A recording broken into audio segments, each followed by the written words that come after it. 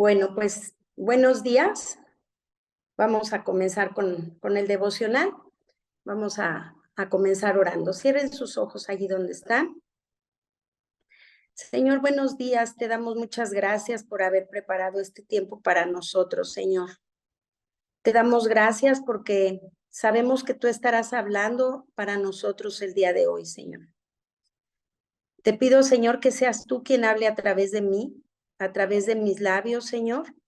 Y que estés llegando a cada corazón, Señor, que tú les hables y que añadas lo que haga falta, Señor, que nos des esta instrucción que nosotros recibiremos con toda obediencia, Señor.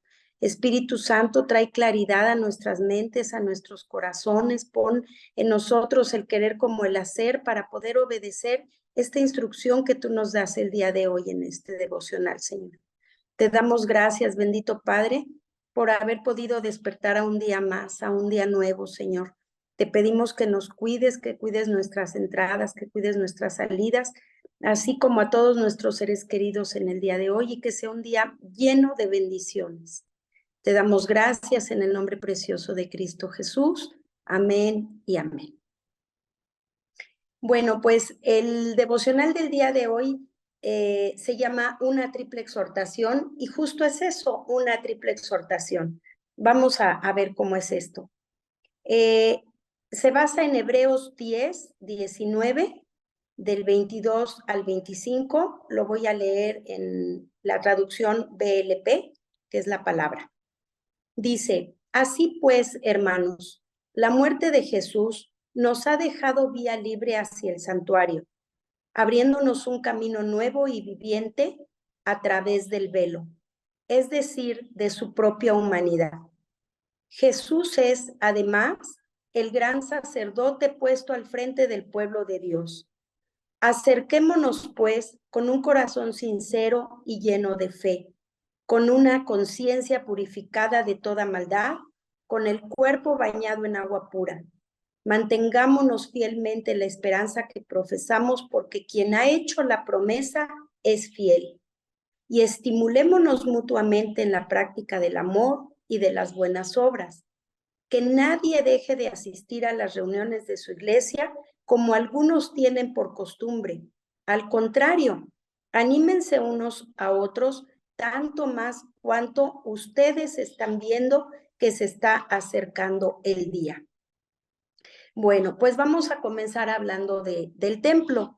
Los que ya hicimos escuela de ministerio, vamos a recordar un poquito las clases. El templo estaba dividido en tres partes. Era el atrio, lugar santo y lugar santísimo. En el atrio entraba solamente, o más bien todo el pueblo, pero al llegar al lugar santísimo, el único que tenía acceso era el sumo sacerdote, y él tenía que entrar purificado completamente, física y espiritualmente. Y él cargaba con todos los pecados que el pueblo había escrito en una piedra, para él entrar con esa piedra hasta el lugar santísimo, y tenía que entrar con la sangre del sacrificio de un cordero, el más puro y el más limpio, el que no tuviera mancha. Y entonces con a través de esta sangre eran perdonados todos los pecados del pueblo. Él traía unas campanitas para que se pudiera oír, porque si de repente esas campanitas no se escuchaban, quería decir que tal vez ya estuviese muerto, porque no había entrado lo suficientemente puro. Y entonces, de un cordón que lo ataba a la cintura, lo iban jalando para sacarlo pues ya muerto. Entonces, esto no era cualquier cosa, era una tarea a cuestas, difícil, y como les digo, él tenía que entrar en una purificación muy, muy específica. En el versículo 19 nos dice: así pues, hermanos, la muerte de Jesús nos ha dejado vía libre hacia el santuario. Entonces, esto nos habla de una libertad plena y total para entrar y estar en su presencia. Ahora este lugar santísimo ya no es un lugar físico, es un lugar al que tenemos acceso todo mundo, porque fíjense la buena noticia, lo que a mí me vuela la cabeza es que ahora ese lugar santo está en nosotros, dentro de nosotros, y que además podemos acudir a él y estar en su presencia todas las veces que queramos, a través de la oración. ¿Cuántas veces tenemos que orar? Todas las que sean necesarias. Siempre, en todo momento, cuando lavamos los trastes, cuando nos bañamos, cuando tenemos problemas, cuando tenemos alegrías, cuando tenemos que pedir, cuando tenemos que agradecer. En todo momento podemos entrar en su presencia. Y es gracias a ese sacrificio. No es gracias a la vida de Jesús, es gracias a la muerte de Jesús, porque es a través de su sacrificio que podemos entrar, gracias a esa preciosa sangre de Jesús, porque esa sangre nos abre el camino hacia Dios y nos limpia. Entonces, ya no tenemos que hacer todo este ritual de purificación y de limpieza que tenía que hacer el sacerdote para estar en su presencia. Nosotros ya fuimos limpiados y purificados gracias a esta sangre que derramó el Cordero, que es Jesús, en su sacrificio. En el 20 dice, abriéndonos un camino nuevo y viviente a través del velo, es decir, de su propia humanidad. Entre el lugar santo y el lugar santísimo había un velo, y este velo es equivalente a la carne de Jesús, porque recuerden que todo esto que se hacía cada año era una forma profética de lo que iba a suceder años más tarde con el sacrificio de Jesús. Entonces, este velo nos habla de su carne. Ese velo se rasgó en dos y abrió el camino o permitió que entráramos por ese velo para estar en su presencia. Y con esto se dio fin a todos los sacrificios. Como les decía, ya no es necesario no solo los rituales de purificación, ni ningún otro sacrificio. En el 21 nos dice, ya que tenemos un gran sumo sacerdote que gobierna la casa de Dios, entonces nos habla aquí de que ahora el sumo sacerdote es Jesús. Es quien a través de él se limpian todos estos pecados. Como les decía antes, el sumo sacerdote llevaba la piedra con todos los pecados grabados. Ahora no, ahora Jesús llevó ya nuestros pecados de todos nosotros. Pero vamos a centrarnos en esta triple invitación, en esta triple exhortación que nos hace el día de hoy en la carta de Hebreos. Desde el capítulo 19 nos dice, acerquémonos, mantengámonos y estimulémonos. Es la base de esta carta y es lo que vamos a tomar para el devocional del día de hoy. En el 22 dice, acerquémonos pues con un corazón sincero y lleno de fe, con una conciencia purificada de toda maldad, con el cuerpo bañado en agua pura. Entonces, como les digo, aquí nos da la instrucción de cómo acercarnos. Nos dice que con un corazón sincero y lleno de fe. ¿Tú te estás acercando a Dios el día de hoy? Yo te hago esta pregunta porque Dios está cerca de nosotros siempre. Pero ¿qué tan cerca estás tú de Él? El camino, mira, es para todos. Está abierto. Como te digo, ya fue abierto y está para todos. Jesús es quien nos ha acercado a Él. Acércate sin dudar, como te decía, acércate cuantas veces sea necesario acercarte, cuantas veces tengas necesidad. Solo Él es el camino, la verdad y la vida. Entonces, acércate a través de Jesús. Tienes el acceso libre, abierto. Y como te decía, ¿qué tanto estás cerca de Dios? ¿Cómo es tu relación con Él? Dios es un padre y a nosotros en lo natural como papás nos gusta que nuestros hijos estén siempre cerca de nosotros, que aunque ya sepamos sus problemas, ya sepamos lo que les falta, ya sepamos lo que les hace falta, si les hace falta zapatos, si les hace falta lo que sea, ya lo sabemos, pero nos gusta escucharlo de ellos, nos gusta saberlo por ellos, cómo fue su día a día en la escuela, en su trabajo, lo que sea. Pues así Dios quiere que nos acerquemos y aunque Él ya conoce lo que está por venir, quiere escucharlo de nosotros. Entonces, pues acerquémonos con ese corazón confiado y confiado en que ya fue purificado por Jesús a través de su sacrificio. En el 22 nos dice, mantengamos fielmente la esperanza que profesamos porque quien ha hecho la promesa es fiel. Entonces aquí nos habla de una esperanza. La fe va ligada con la esperanza, porque la esperanza es para el futuro, es esa fe que tenemos en el futuro.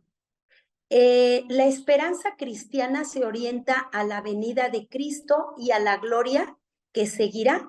Entonces debemos acercarnos siempre con Él, con la fe y con la esperanza de que todo lo que Él ya nos prometió será cumplido. Ayer Sens nos decía que nuestra fe debería ser firme. Y sí, efectivamente, nos habla de que nuestra fe debe ser firme. Entonces, debes de tener la confianza de que si Dios al entrar en su presencia te da una promesa, ya sea que entres a su presencia en tu casa, en lo más secreto o en la iglesia, que si Dios te ha dado una promesa, Dios la va a cumplir en tu vida. El Señor prometió que va a venir y debemos de tener la confianza de que lo hará, porque cuando Dios da una promesa, debemos confiar en Él completamente. Puede ser que te hayas hecho estas preguntas que creo que nos hemos hecho todos. ¿Por qué la gente mala parece prosperar? ¿Por qué la gente entre más tramposa mejor le va? Bueno, yo te voy a decir algo. Jesús prometió que cada uno recibiría la recompensa en la medida de lo que se merece, o sea, una recompensa justa. ¿Alguna vez te has preguntado que valdrá la pena todo el esfuerzo para enseñarles a tus hijos el camino de Dios? Sí, sí dará fruto. Dios promete que sí. En Proverbios 22:6 dice, enseñe al niño a seguir fielmente su camino y aunque llegue anciano, no se apartará de él. Entonces ahí están dos promesas que Dios nos da sobre nuestra vida. Tómalas para ti, hazlas tuyas, créelas. En el 24 nos dice, pensemos en maneras de motivarnos unos a otros a realizar actos de amor y buenas acciones. Y en el 25 dice, no dejemos de congregarnos como lo hacen algunos, sino animémonos unos a otros, sobre todo ahora que el día de su regreso se acerca. Entonces aquí nos habla principalmente de acercarnos juntos, con alegría, no con pereza, con alegría, con estas ganas de servir a Dios y con esta motivación que debe ser primeramente personal para poder extenderla a los demás. Animémonos unos a otros a fin de estimular el amor, dice aquí. Entonces, Hebreos nos impulsa a estimularnos, a darnos aliento, como les decía, a reconfortarnos en la fe unos a otros, a mostrarnos amor, apoyo, consuelo, fortaleza. Por ejemplo, una mamá soltera que esté cansada, podemos darle todo ese apoyo, decirle que se puede salir adelante, que cuenta con nosotros, que no está sola, porque principalmente tiene a Dios en su vida y que se encomiende a Él y que deposite en Él todas sus cargas. Por ejemplo, una persona de la tercera edad, que se sienta ya sola, que no tenga cerca a sus hijos, que no tenga seres queridos cercanos. Nosotros podemos animarla, decirle que oír lo que ella tenga que contar, lo que tenga que platicar, lo que tenga que decir, lo que le esté angustiando, o un adolescente que no sepa a dónde dirigir su camino, su rumbo. Podemos darle ese consejo que tengamos nosotros ya como experiencia, o una gente que llegue por primera vez a la iglesia. En fin, podemos animarnos de muchas maneras. También, ¿cuántas veces no necesitamos ese ánimo? Yo me recuerdo mucho en una ocasión, han sido varias las que yo he llegado berrinchada a la iglesia, pero tengo dos muy claras. En una ocasión llegué muy enojada, haciendo berrinche. Yo dije, no, yo no voy a entrar a la iglesia, me voy a quedar aquí. Me quedé en el audio porque según yo allí nadie me veía, ¿no? Y lloraba yo de desesperación y de coraje, pero nadie me veía porque yo estaba allí muy escondida, ¿no? Entonces, pues estaba yo, como les digo, lloré y lloré, y así pasó toda la reunión. Y sin decirme nada, sin preguntarme nada, me abrazó y empezó a hablar Dios a través de ella. Y yo decía, pero si yo no le he contado nada a Kika y me está diciendo justo todo lo que traigo. Y pues ahora yo era muy joven, acababa yo de llegar a la iglesia, y ahora puedo entender que era Dios el que estaba usándola y estaba hablando a mi vida. Y me dio tanto consuelo y me animó tanto a seguir, que fue para mí algo que me marcó, ¿no? Y que me hizo permanecer en la iglesia. Y en otra ocasión fue Lupita la que se acercó, y también según yo pasaba por muy desapercibida, pero ella se acercó, oró por mí, y lo mismo, ¿no? Entonces, ¿cuántas veces nuestra propia vida no puede ser de testimonio de ánimo para cualquier otra persona? Simplemente con que nosotros les contemos lo que nosotros vivimos de gozo en la iglesia, al alabar, al orar, al estar en la iglesia, al servir. Todo eso, esas experiencias podemos compartirlas con alguien que esté pasando por ese desánimo, y eso le puede inyectar fe. Entonces, bueno, yo los invito hoy a que animemos así a los unos a otros. ¿Has escuchado alguna vez hablar sobre la tríada de la fe? Bueno, la tríada de la fe no es nada más que fe, amor y esperanza. Y son como las tres actitudes fundamentales de la existencia cristiana en la iglesia, en el mundo y en nuestra vida propia. Esta es la vida cristiana a la que hemos sido convocados a vivir.